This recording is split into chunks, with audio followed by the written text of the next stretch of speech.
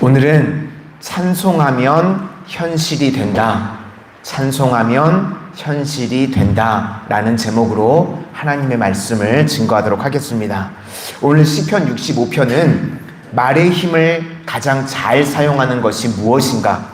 바로 이 찬송을 한다는 것입니다. 찬송이 우리의 힘이라는 것입니다. 1절을 보니까요, 서원이라는 말이 나오는데, 지난번에도 살폈던 것처럼 이 서원이라는 말은 네데르라는 뜻이 있습니다. 그러니까 묶는다, 묶는다라는 뜻이 있는 겁니다. 우리가 서원 그러면 하나만 생각해서 하나님이랑 꼭 딜을 하는 것처럼 생각을 하는데, 이 하나님과 이렇게 거래를 하는 게 아닙니다. 하나님 혹시 저에게 100억을 주시면 제가 얼마를 감사헌금 하겠습니다. 100억 주시면 좋겠는데요. 그렇죠? 100억 주시면 제가 얼마를 감사헌금 하겠습니다. 이런 게 서원이 아니라는 겁니다.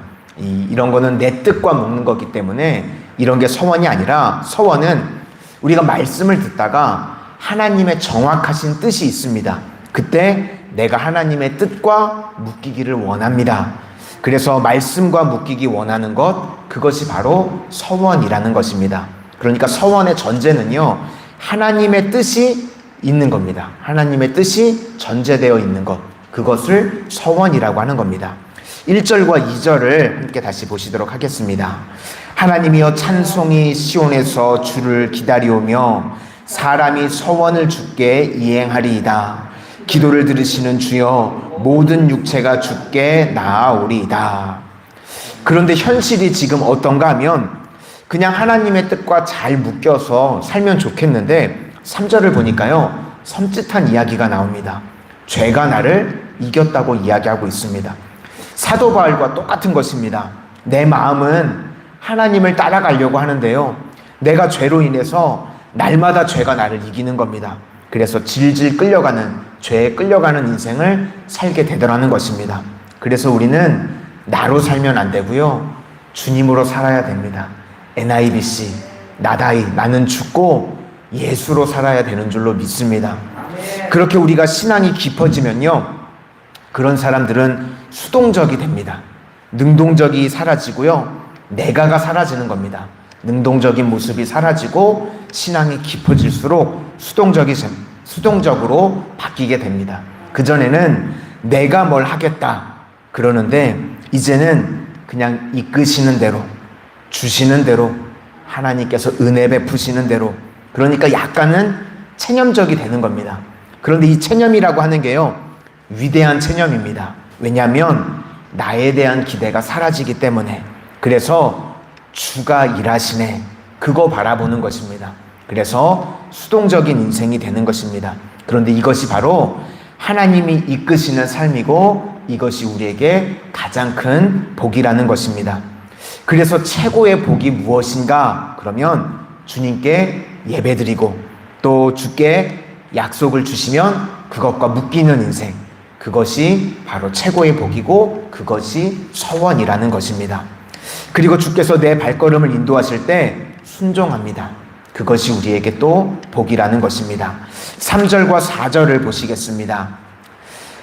죄악이 나를 이겼사오니 우리의 허물을 주께서 사하시리이다. 주께서 택하시고 가까이 오게 하사 주의 뜰에 살게 하신 사람은 복이 있나이다. 우리가 주의 집 곧 주의 성전의 아름다움으로 만족하리이다. 여러분, 뭐가 복입니까? 우리가 새벽에 이렇게 나와서 기도하는 게 복입니다. 그리고 예배 드릴 수 있는 게 복이고, 또 다 같이 모여서 기도할 수 있는 게 복입니다. 눈에 보이는 게요, 여러분, 다가 아니라는 것입니다. 세상 사람들은요, 눈에 보이는 게 다인 줄 압니다. 그래서 이 눈에 보이는 정신세계, 이걸 전부인 줄로 알죠. 그 다음에 조금 이제 깨어있다, 깨우친 사람이다, 그러면 눈에 보이는 게 다가 아니야, 정신이라는 게 있어. 그래서 정신을 강조합니다. 그런데 이 정신 가지고도 안 되죠. 요즘에 하도 정신 나간 사람들이 많아서요. 그쵸? 그러다 보니까 나온 게 뭐냐면 종교가 나옵니다. 종교 이야기가 나오게 되죠. 이 정신 위에 영적인 것이 있다. 그런데 이 영적인 건 뭔지 잘 사람들이 모르니까 우상숭배에 빠지기도 하고, 또 악령이 역사하는 걸 보고 그게 진짜인 줄 알고 따라가는 사람들도 있고, 그런데 그 종교를 뛰어넘는 진짜가 있습니다. 바로 기독교입니다. 진짜 생명은요, 우리 예수님 한 분밖에 없습니다. 예수 그리스도의 십자가 외에는요, 우리의 죄를, 우리의 또 짐을 사해 주실 분이 아무도 없다는 것입니다. 이렇게 진짜를 깨닫는 것이 바로 우리의 모습인 줄로 믿습니다. 세상은요, 설명을 못합니다. 우리가 많은 분들이 과학을 되게 좋아하시는데, 과학만 따라가다 보면요, 사라지는 게 있습니다. 기쁨이 사라집니다. 과학을 따라가면 이 기쁨이 사라지는데요, 바로 생명이 기쁨 아닙니까? 왜 그런가 하면 이 과학의 세계는요, 물질 세계이기 때문에 그렇습니다. 눈에 보이는 것만 믿고 눈에 보이는 것만 설명할 수 있다라고 생각을 하기 때문에 눈에 보이는 것만 있지 않지 않습니까? 그렇죠. 세상이요, 살아보시니까요, 다 설명이 되시나요? 설명이 안 되죠. 과학은 설명을 할 수 있다고 이야기하지만 실제로 살아보면요, 설명할 수 없는 일들이요, 너무나도 많이 있습니다. 그러니까 설명이 안 되니까 접근하는 게 정신세계입니다. 그리고 이 설명뿐만 아니라 느끼지도 못하고 묘사할 수 없는 것들도 너무 많이 있습니다. 그래서 나오는 게 종교이고, 그리고 그 종교를 뛰어넘는 어마어마한 세계가 있다고 이야기하는 게 바로 우리 기독교 신앙의 세계입니다. 그래서 우리가 할 일은요, 성경은 설명하지 않고 찬송합니다. 뭘 찬송하냐면 우리의 기도를 응답하시는 아버지가 계신다. 창조하시고 섭리하시는 아버지가 계신다. 그래서 우리가 할 일은 설명하려고 하는 게 아니라 그냥 찬송하는 겁니다. 기도도 내 머릿속으로 납득이 되는 것만 기도하려고 하면 기도가 잘 안 될 때가 있는데요, 그럴 때는 그냥 시편만 쭉 소리내서 읽어도 됩니다. 우리가 인간인지라 이해 납득이 안 될 때가 있잖아요. 말씀을 볼 때도. 그때 그냥 이 시편 같은 거 소리내서 읽기만 해도 그게 바로 기도가 되는 겁니다. 찬송이 되는 거고요. 5절부터 7절을 한번 보시도록 하겠습니다. 5절부터입니다. 우리 구원의 하나님이시여, 땅의 모든 끝과 먼 바다에 있는 자가 의지할 주께서 의를 따라 엄하신 일로 우리에게 응답하시리이다. 주는 주의 힘으로 산을 세우시며 권능으로 띠를 띠시며 바다의 설렘과 물결의 흔들림과 만민의 소요까지 진정하시나이다. 이렇게 기도 응답의 주님, 또 창조와 섭리하시는 하나님이라는 것입니다. 그리고 8절부터 10절까지는요, 이스라엘이 이렇게 좋았던 때가 사실 없었습니다. 8절부터 10절까지도 한번 다시 보시도록 하겠습니다. 시작. 땅끝에 사는 자가 주의 징조를 두려워하나이다. 주께서 아침 되는 것과 저녁 되는 것을 즐거워하게 하시며 땅을 돌보사 물을 대어 가득하게 하시고 이같이 땅을 예비하신 후에 그들에게 곡식을 주시나이다. 주께서 밭고랑에 물을 넉넉히 대사 그 이랑을 평평하게 하시며 또 담비로 부드럽게 하시고 그 싹에 복을 주시나이다. 여러분, 광야 지역에 지금 이 읽은 내용이 있습니까? 이런 데가 없거든요, 광야는요. 그렇죠? 무슨 이야기를 하냐면 아마 하나님께서 일시적으로 그 지역에 이런 복을 주셨던 것 같습니다. 그러니까 그때 주셨던 이 복을 다윗이 기억하고 있는 겁니다. 이 찬송하는 사람들의 특징은요, 인생은 기억입니다. 우리가 40, 50, 60, 70, 80세 살아오시면서 모든 게 기억나시지 않죠? 기억나는 부분들이 있으시잖아요. 그래서 그 기억나는 것, 그것이 바로 그 사람의 인생입니다. 여러분들이 기억하고 있는 것, 그것이 바로 내 인생이라는 것입니다. 다윗의 강점이 무엇이냐면 다윗도 여러 가지 일들이 있죠. 그때 일들이 벌어졌을 때마다 사자의 발톱에서 승리하고 곰의 발톱에서 승리했다. 그것을 이름을 짓는 겁니다. 그렇게 있었던 사건을 이름을 지어서 그것을 언어화했습니다. 그리고 계속 말을 하는 겁니다. 그랬더니 인생에서 그 일이 계속해서 반복이 되는 것입니다. 사도 바울도요, 다메섹에서 다메섹 도상에서 예수님을 만났죠. 그게 사도행전에만 3번 나오고요. 서신서에도 3번이나 나옵니다. 반복해서 계속 6번이나 무려 이 예수님을 만났던 이야기를 반복해서 성경에서 이야기하고 있습니다. 그런데요, 이 망할 분들의 특징은 뭐냐면요, 이 원망 이야기하고요, 불평 이야기합니다.